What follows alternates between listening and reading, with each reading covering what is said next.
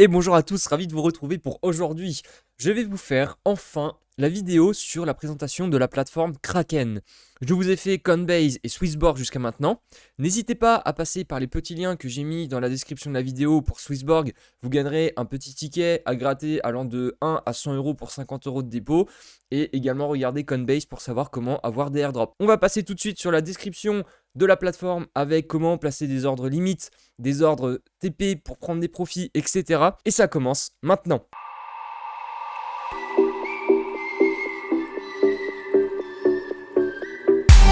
On commence donc avec l'affichage de l'ensemble des crypto-monnaies disponibles sur Kraken.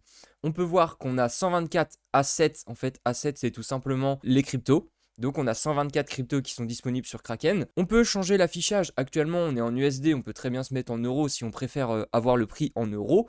Et on a donc les crypto-monnaies qui sont relativement disponibles partout. Donc c'est les plus grosses en général. Après, il y a également des plus petites. Si vous avancez, là, elles sont classées en termes de market capitalisation. On peut le voir ici. Du Bitcoin, de l'Ethereum, etc. Et donc, c'est intéressant. On a le changement sur 24 heures, le prix avec le market cap. Et on peut descendre tout en bas. On peut voir qu'on a quand même pas mal de crypto-monnaies. Je vais quand même vous balancer un petit bémol après pour vous montrer que Kraken c'est bien, mais que ça a ses limites. Et donc, c'est une plateforme intermédiaire. C'est-à-dire que pour commencer, il vaut mieux appréhender par Coinbase ou Swissborg, même si les frais sont un peu plus élevés sur Coinbase. Maintenant, si vous comprenez très vite le processus, ne passez pas par Coinbase et passez plutôt par Kraken. Parce que Kraken, il y aura moins de frais.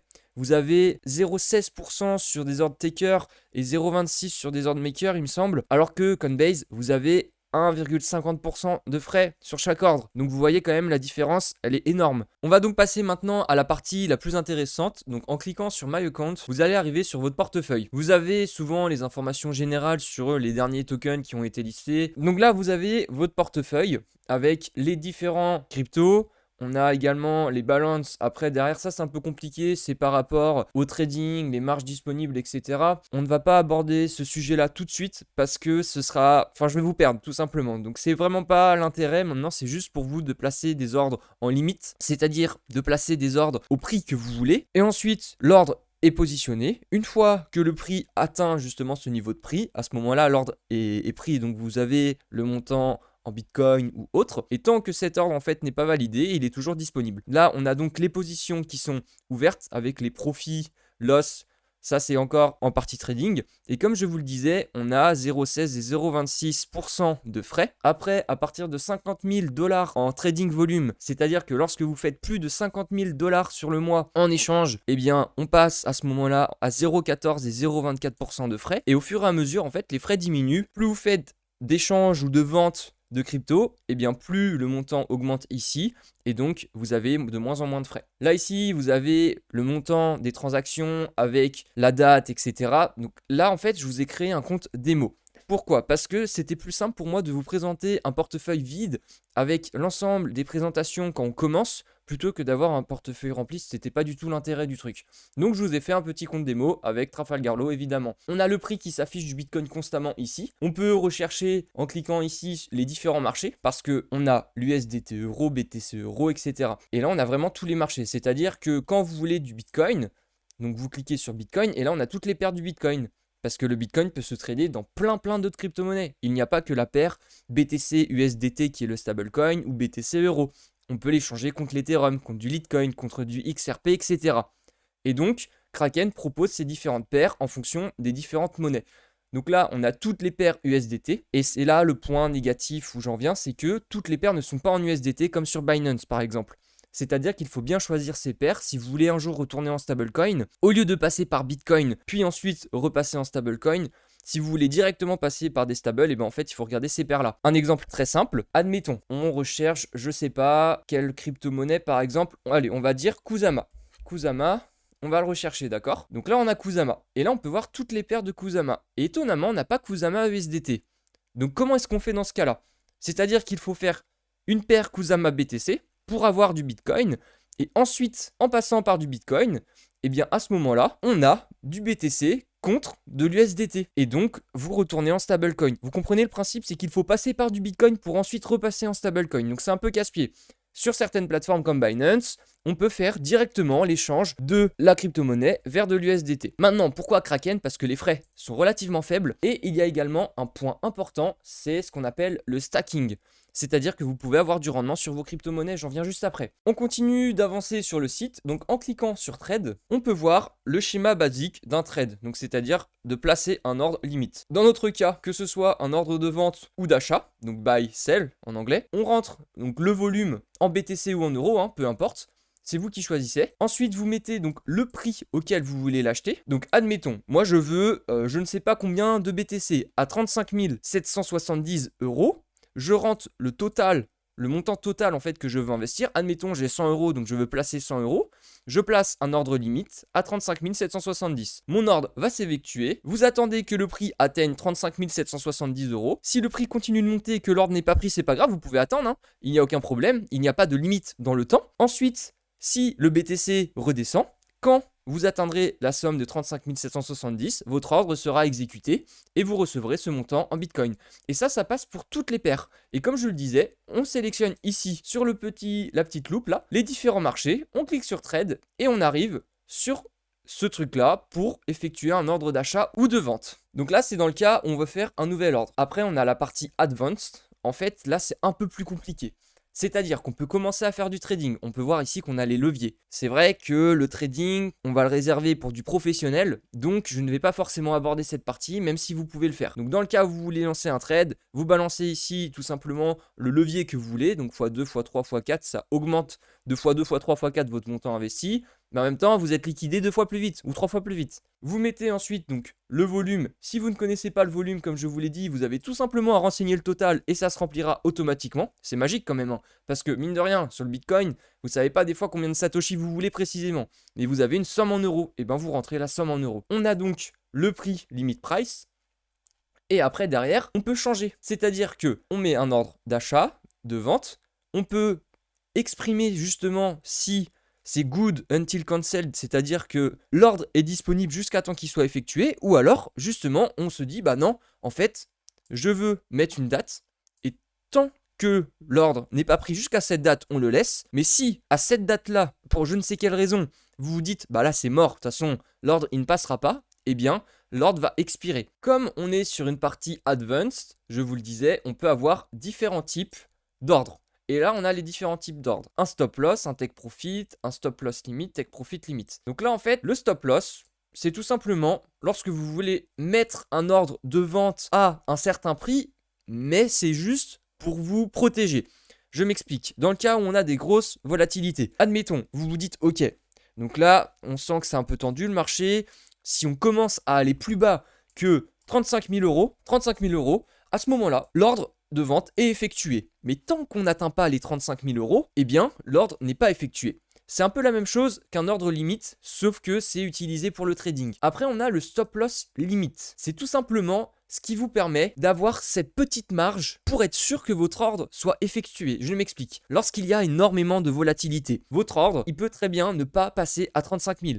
C'est-à-dire que c'est quelqu'un d'autre qui va racheter ce Bitcoin à 35 000. Et donc, pour être sûr que votre ordre va passer, dans ce cas-là, vous augmentez un petit peu le prix, vous mettez une marge un peu différente pour être sûr que cette petite marge suffise pour faire passer votre ordre, et donc, vous êtes sûr que l'ordre va passer. On peut le mettre très bien, donc là, stop price, on met à 35 000, je ne sais pas, 120 par exemple, et là, limit price, c'est vraiment le limit sur lequel on veut aller, 35 000. Et donc ces 120 $, enfin 120 € ici, ça va permettre de passer votre ordre et au moins de vous assurer de vous protéger si jamais vraiment on chute plus bas. Parce que quand il y a énormément de volatilité, tous les ordres ne passent pas. Et des fois vraiment, ça m'est arrivé des fois où j'étais juste en ordre limite, l'ordre n'est pas passé alors qu'on était allé même en dessous. Et c'est là où on se dit, c'est un truc de dingue, c'est barge. Et après, ça revient au même, si on veut mettre un take profit limit, c'est la même chose mais dans le sens où on prend des profits. Donc là, si on veut justement vendre quelque chose à un prix supérieur, c'est-à-dire que là actuellement on est autour des 35 000, moi je veux le vendre à 50 000, eh bien quand il y a énormément de volatilité, eh bien on va mettre 50 000 en ordre limite. Comme ça, si on touche 50 000, l'ordre est effectué, mais en même temps, on met un petit peu en dessous pour s'assurer qu'on a une marge. Donc là, c'est pareil, c'est l'inverse du coup. c'est que là, en limit price, on va mettre 50 000. Et là, ici, on va mettre 49 000, allez, 800. C'est ce qu'il faut comprendre sur les take profit limit et les stop limit. Après, évidemment, comme toute plateforme, vous avez les différents ordres, les positions, les trades qui sont effectués. Enfin bon, là, vous avez votre historique tout simplement. Vous avez la partie Kraken Pro. On peut aller faire un petit tour si vous voulez. Donc, l'affichage est clairement différent, hein. Kraken Pro porte bien son nom. On parle directement à des professionnels. On a donc déjà un affichage du graphique en temps réel où on peut jouer avec le time frame. En fait, ce que je vous fais au quotidien avec TradingView, on peut le faire directement sur Kraken. On peut placer des petits dessins pour faire des droites de tendance. On peut faire exactement un peu comme TradingView. Il y a quand même beaucoup moins d'instruments et de techniques ici qui sont présentes, mais on peut en faire quand même. On a ici, donc, c'est ce qu'on appelle tout simplement les spreads. Après, on a les différents ordres d'achat et de vente qui sont en cours. Là, on a les ordres qui sont effectués. Enfin bon, il y a énormément d'informations concernant le flux qu'on ne voit pas du tout en fait sur Kraken normal. Mais quand on passe sur Kraken Pro, ça nous montre les différents montants qu'il y a, comment ça se passe, etc. Donc pour vous, ce ne sera pas intéressant parce que normalement, vous n'êtes pas là pour du professionnel, mais plutôt pour de l'investissement long terme régulier. Mais ça peut être intéressant de regarder si vous voulez aller plus loin. Et ça marche exactement pareil. Acheter, vendre, les limites, les stop loss, les take profit. C'est juste que l'affichage fait un peu plus peur aux débutants. Une autre chose dont je vous parle régulièrement dans mes vidéos, c'est la partie stacking avec du rendement. Malheureusement, comme mon compte n'est pas assez vérifié, je n'ai pas mis tout simplement mon identité parce que c'était un compte factice pour vous montrer comment ça se passe, eh bien je ne peux pas tout simplement utiliser cette fonctionnalité. Donc pour vous montrer qu'il faut quand même un minimum d'informations sur votre compte, pour pouvoir avoir du stacking, pour faire un certain nombre de virements. On va aller voir ça tout de suite dans un instant, je vous montrerai juste après. Mais avant ça, on va aller voir sur Learn More About Stacking. On arrive ensuite sur cette page qui vous montre les différentes crypto-monnaies qui sont disponibles à stacker avec le rendement disponible. Donc pour Ethereum 2.0, on est entre 4 et 7%, Atom on est à 12%, Kusama 18%, Polkadot 12% et là Kava 23%. Voilà, je vous en avais déjà parlé plusieurs fois de toutes ces blockchains et de toutes ces cryptos où on a un certain pourcentage. Quand je disais Kusama 18%, DOT 12% et 23% pour Kava, c'était pas du mytho.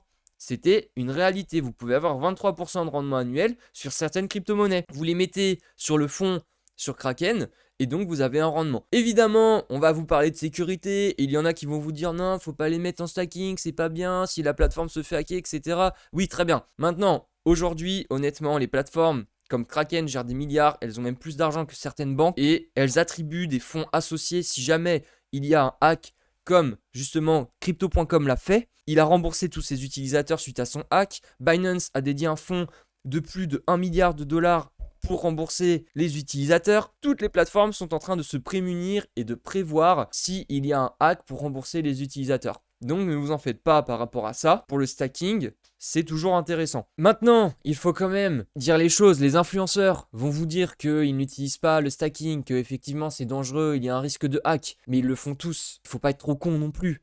Avoir des rendements entre 15 et 20% annuels avec des crypto-monnaies qui sont susceptibles de faire x10 dans les prochaines années, il faut pas se mentir, ils le font tous. Mais il faut juste gérer son risque management. Et enfin, pour terminer, je vais vous montrer une chose qui est importante à connaître. Cette information revient à ce que je disais au début en vous montrant que le compte n'était tout simplement pas avancé parce que je n'avais pas mis mon identité et donc je ne pouvais pas faire un certain nombre d'opérations par jour. Eh bien, ici, vous avez tout simplement l'explication en fonction des différents comptes. Donc starter, là, je suis actuellement à ce niveau-là. Ensuite, on a intermediate.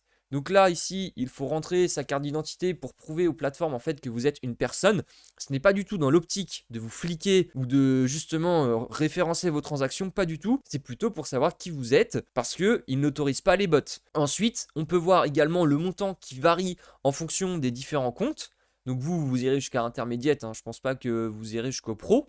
Mais déjà, en intermédiaire, on a 100 000 de dollars que ça soit en transfert ou en sortie sur les cryptos, avec 500 000 par mois. Et on peut également extraire 500 000 dollars de crypto sur un autre compte. Ça, c'est en euros, faire la banque. Et ça, c'est en crypto. Donc, vous pouvez voir quand même, il y a des montants assez conséquents disponibles par jour, à raison de 500 000 par mois. Donc c'est quand même intéressant. C'est une plateforme qui vous permet donc de rentrer vos euros de la plateforme vers un compte bancaire et inversement de faire un virement de votre compte bancaire vers ce compte crypto. Certaines plateformes justement ne proposent pas ce transfert de compte crypto vers votre banque, c'est-à-dire que lorsque vous avez des euros ou des dollars, je ne sais pas, ça dépend dans quel pays vous êtes, sur votre compte, et bien tout simplement, vous ne pouvez pas l'envoyer sur votre compte bancaire. Les plateformes ne font pas vers la banque un virement, alors que Kraken le propose. C'est aussi pour ça que c'est intéressant d'avoir un compte Kraken. Et enfin, une dernière information qu'il faut connaître, et je m'arrêterai là pour aujourd'hui, c'est que lorsque vous faites un dépôt en euros à partir d'un compte bancaire, donc pour faire un virement, il faudra aller sur vos comptes euros. Là, je ne peux pas le faire parce qu'il n'est pas assez vérifié, mais bon, vous verrez, c'est pas compliqué. Vous irez sur déposer euros. Ensuite, sur votre compte, vous aurez un petit code en fait à rentrer qui finira par kraken.com. C'est un ensemble de chiffres et de lettres. Et ensuite, il y a kraken.com. Et ce petit identifiant, il faudra le mettre dans votre motif de virement. Je m'explique. Pourquoi est-ce qu'il faut le faire? Tout simplement parce que lorsque vous envoyez votre virement vers Kraken, Kraken lui reçoit plein de virements, mais il ne sait pas à qui cet argent est dédié. Et donc vous, en envoyant ce code, Kraken sait à qui attribuer l'argent. Donc vous envoyez 100 euros avec ce petit code kraken.com, et donc Kraken, lui, une fois qu'il reçoit l'argent, il voit ça, il fait ses 100 euros, ah ok, c'est pour ce compte-là. Et donc, il vous réattribuera vos fonds sur votre compte. Si vous ne le faites pas, vous ne recevrez pas l'argent et il vous sera réenvoyé vers votre banque. Donc, ne vous posez pas la question si pourquoi quand vous faites un virement, il n'y a rien qui arrive. Tout simplement, vous n'avez pas rentré ce petit code qui permet d'attribuer en fait vos fonds à votre compte. C'est normal, ils ne vont pas l'attribuer à n'importe qui. Donc, c'était vraiment la petite astuce. Et voilà, c'est terminé pour aujourd'hui. J'espère que ça vous aura plu. N'hésitez pas à laisser un petit like ou à vous abonner et je vous dis ciao ciao.